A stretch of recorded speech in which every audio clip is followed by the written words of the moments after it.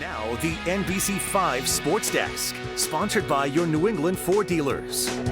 New York is ready to party. Not only are the Yankees rolling into the postseason, but Section 7 girls soccer is ready to make their own history in October. Glad you're with us this Wednesday evening on the NBC5 Sports Desk.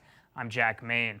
Quarterfinal action in girls soccer, where the third-seeded Sable Valley Patriots earned a home playoff game, and they welcomed in sixth-seeded Saranac Lake with a date for the semis on the line. We've got the highlights right here. Pay attention to these two right here. This is Lily Kaiser and Addie Stanley.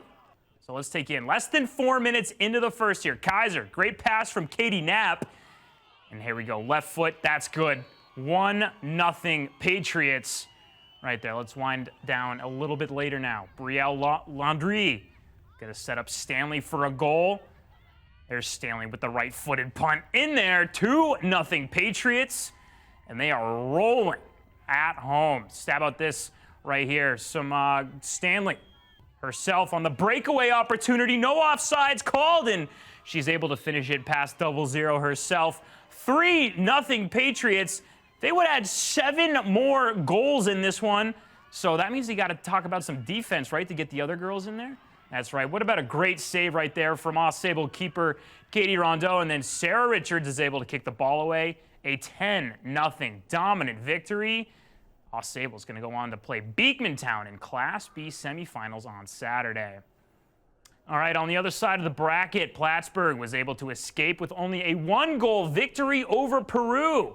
Amaya Ballard scored the goal with less than 2 minutes to go in the first half. An assist from Emma Toller. The Hornets will travel to Saranac next to take on the undefeated Chiefs in the second Class B semifinal match on Saturday.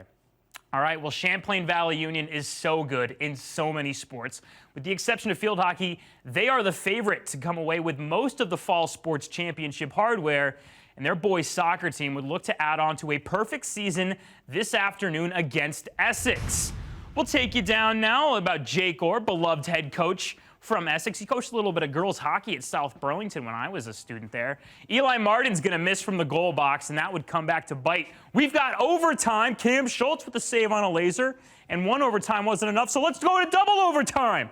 Ball gets dumped down low. Stratton, he misplays it. And how about Shanaka Mitri calling the game? And Essex upsets CVU wildly, ending their bid for a perfect season. A double overtime win for the Hornets. All right, well, Cats fans, basketball is right around the corner. And while we all jump up and down for the men to do well, you really should not sleep on the ladies here in 2022. The America East preseason coaches poll has the Cats finishing third behind Maine and the University of Albany.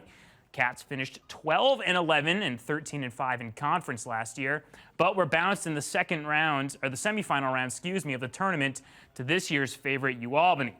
UVM is focused on turning the page this year and making their program more of a staple on campus, thanks to a heavy incoming freshman class and some salty veterans. We're excited about what we did last year, but we also know that means nothing. This group has not played together. We have 6 first years. We have 4 sophomores, and there's not a ton of experience in that group. And then you have 5 returners that bring a lot of experience. So making this team gel is what we're really focused on right now in this preseason. Cats open up their season on November 4th against St. Mike's. All right, we got to hit the pause button here in the studio, but when we come back, Game 2 National League Championship Series. We've got highlights from a wild one in San Diego. Don't go anywhere.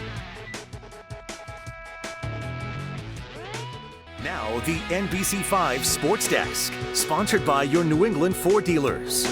Welcome back to the NBC5 Sports Desk. Thanks for staying up with us. We're a little pinched for time, so let's get right to those Phillies Padres highlights. Beautiful shot, San Diego down there in California. Our weather's going to be like their weather pretty soon, is what Tyler's saying. Alec Boehm's going to get the party started early. RBI single. Phillies would open up a 4-0 lead before the Padres would start to get their end of the ball rolling. Boom. Look at the flow. I think that's what Brian looked like when he played football in high school. Or did your football team not exist in high school? How about Josh Bell, top tank, solo shot, helping the Padres cut this one in half. They're going to continue to roll. Juan Soto, a couple of batters later, he's got a couple of ducks on the pond. He's going to deposit into the right field corner. Padres come all the way back down 4-0, win this one. 8-5 to knot everything up. And then for all you Yankee fans out there, they dropped Game 1 of the ALCS. So Houston up 1-0, Game 2 tomorrow. All right. Brian's high school didn't have football till he left. We've got that story before. Otherwise, he would have been a star. It was an easy one. It was an easy one. Told that story many times.